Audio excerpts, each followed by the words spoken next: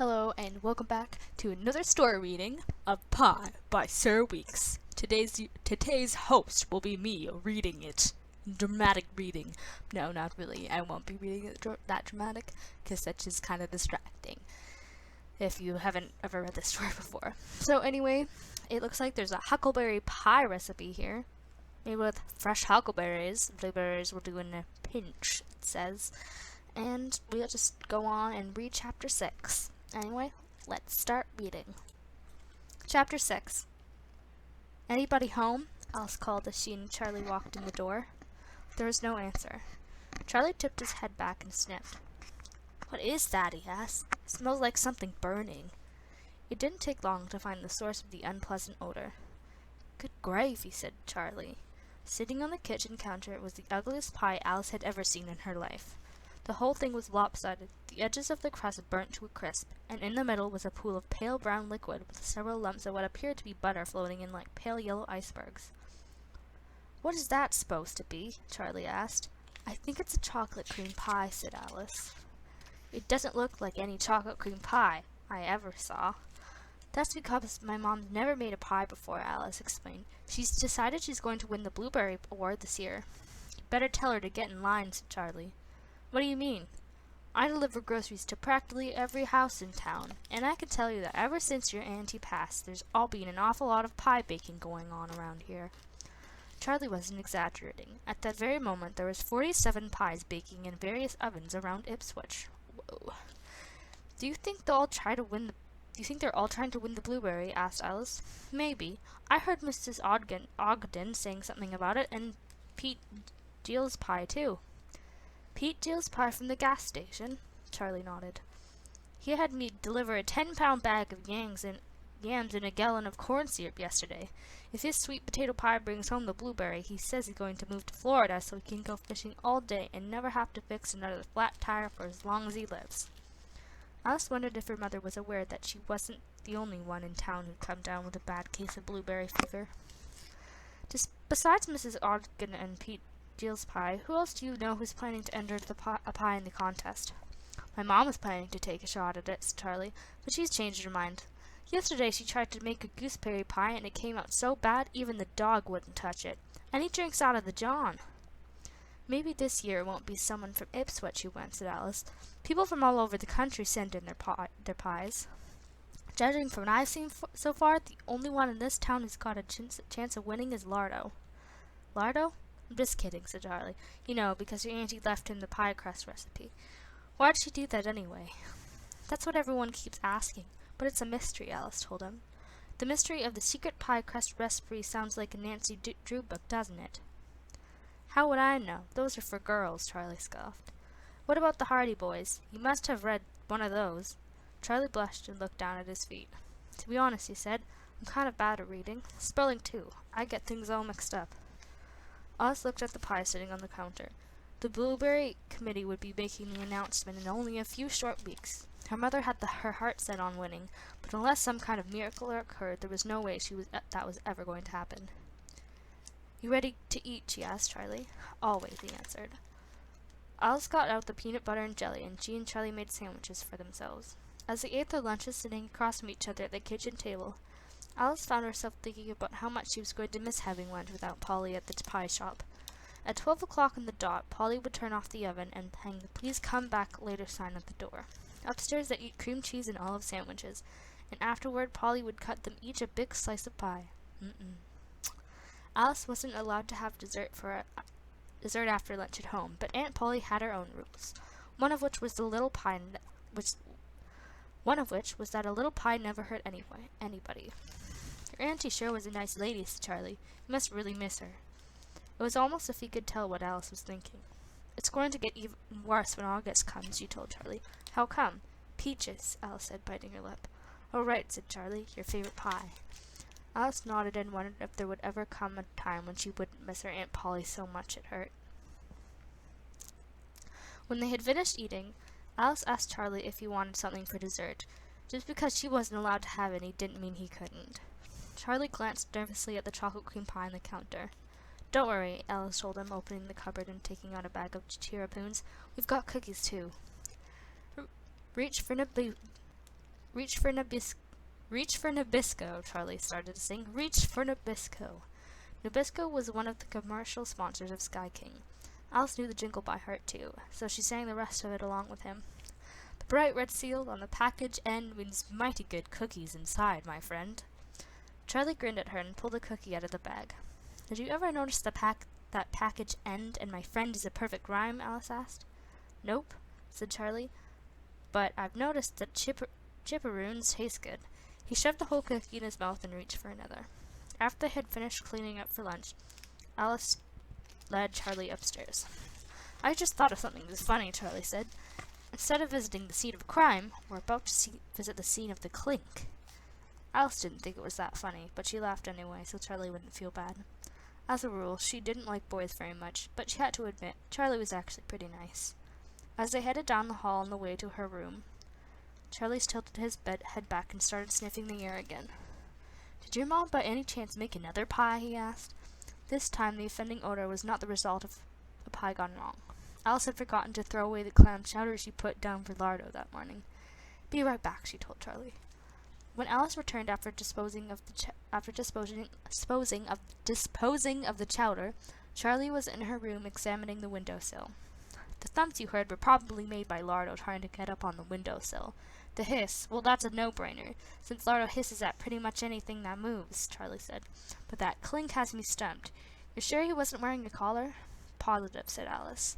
She bent down to scratch a mosquito bite on her ankle, and when she did, something caught her eye. She began crawling on her hands and knees toward the window. What are you doing? Asked Charlie.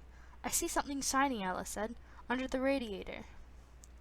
Charlie crouched down beside Alice as she reached under the radiator and ran her hand along the floorboards until her fingers found what they were looking for.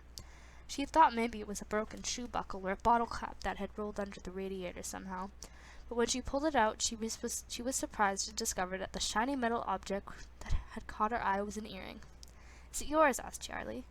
Alice shook her head. She wasn't allowed to wear earrings yet. Is it your mom's? Alice shook her head again. Her mother wore earrings sometimes when she got dressed up. She even owned a pair of gold hoops that looked a lot like the one Alice had just found, except that her mother's earrings were clip-ons. This earring was the kind of hoop you had to have pierced ears to be able to wear. Maybe some lady who lived in the house before your family moved in and dropped the earring on the floor a long time ago. And if you didn't find it until now, said Charlie. Look at my hand, Alice said. What about it? There's no dust on it at all. I vacuum under the radiator every time I clean my room, so I'd have found it by now. Then how do you think it got there? Asked Charlie. That's when Alice realized what it was she was holding in her hand. This must be the clink, she cried. Obviously. I thought you said you heard it in the middle of the night, said Charlie. I did. Other than Santa Claus, who comes to visit people in the middle of the night? Alice's heart began to race. Maybe it wasn't a visitor, she said excitedly. Maybe it was a catnapper. A what? A catnapper.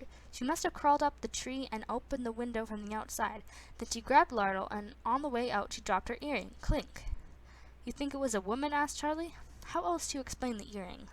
Pirates wear earrings, said Charlie defensively. Alice gave him a look. Okay, fine, he said. It probably wasn't a pirate, but who in their right mind would sneak into somebody's house in the middle of the night to steal a grumpy old cat?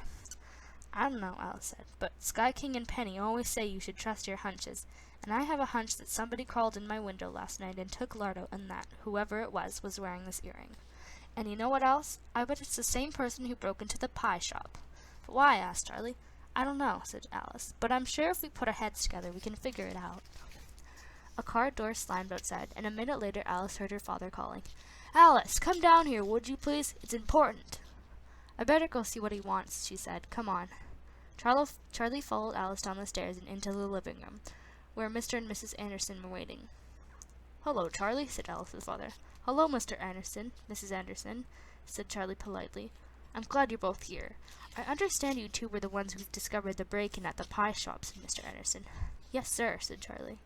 Alice was surprised. How did you know about that? She asked her father. Chief Decker called and told us to meet him down at the station, Alice's mother said. Chief Decker called and told us to meet him down at the station, Alice's mother said. He wanted to talk to us about the key. What key? Alice asked. It was all a big mix-up, her father explained. The lock on the pie shop didn't appear to have been tampered with, so the police were convinced that whoever broke in used a key to open the door. Until I explained to them why that was possible, said Alice's mother. Impossible, said Alice's mother. There was only one copy of the key, and Polly was wearing it on a chain around her neck when she was buried. No, she wasn't, Alice said, suddenly realizing what that had seemed wrong about Polly when she looked at her at the funeral. She hadn't been wearing the chain with the key on it. I saw it with my own 2 eyes, Alice, her mother said. You couldn't have seen the key, said Alice. It wasn't there. Don't sass your mother, Alice's father warned. I'm not sassing, Alice told him. I know for a fact that Aunt Polly wasn't wearing that key around her neck when she was buried. And I know for a fact that she was, her mother insisted. The pie shop was unlocked when Mr. Odkin went to pick up Lardo. He assumed someone had a key, so he locked the door from the inside and pulled it closed when he left. Or so he says. The break-in happened sometime between then and when you 2 arrived, said Alice's father. So the obvious explanation is that Mr. Ogden didn't lock the door properly, his mother finished. But that still doesn't explain why Aunt Polly wasn't wearing the... Alice's father gave Alice a stern look, so she let the matter drop. I suppose you know your aunt's blueberry medals were stolen, Alice's father said. The police are dusting the place for fingerprints right now. Before Alice could even open her mouth to explain that she and Charlie had brought the medals home with them, her mother took off in one of her rants. If you ask me, it's all Mayor Needleman's fault, she said. He's been so busy campaigning for re-election, he hasn't even been doing the job he was elected to do in the first place. He ought to be beefing up the police force to protect us from crimes like this. Instead, he's been kissing babies and shaking hands and posing for every photographer that pushy wife of his can manage to shove him in front of. The medals weren't stolen, Mom, Alice said, when her mother finally paused to take a breath. They're in a box outside in the basket of my bike. It was my idea, Charlie explained. I thought it'd be safer than leaving them in the shop. I guess we should have told Chief Decker. The police recovered a baseball bat they think the burglar might have used during the crime, said Mr. Anderson. You wouldn't know anything about that, would you, Charlie? Charlie turned a shade of red. Alice had never seen a person turn before. It's mine, he admitted sheepishly. I must have left it behind by accident. What a colossal waste of time this day has turned out to be, Alice's mother said, collapsing in a chair. Bring me some aspirin, George. I feel another headache coming on. Alice's father went off to get the aspirin, and her mother closed her eyes and began rubbing the bridge of her nose. Maybe I ought to get going, Charlie said. Now? Asked Alice. Well, I promised Miss Gurk I'd pick up a few things for her at the store this afternoon. I've got the list right here. He patted his back pocket. She told me to get there by 5. She gets really frosted if I show up late. You can't leave now, Alice told Charlie. You have to help me figure out who catnapped Lardo. Alice's mother opened one eye. Did you just say what I think you said? Alice swallowed hard. I know you're probably going to think I just imagined this, Mom, but I'm absolutely positive that somebody crawled in my window in the middle of the night last night and stole Lardo, and whoever it was dropped this. Alice held up the earring. George, cried Mrs. Anderson, what's taking you so long? I need that aspirin right now. And one more thing, Alice said. I have a hunch it's the same person who broke into the pie shop.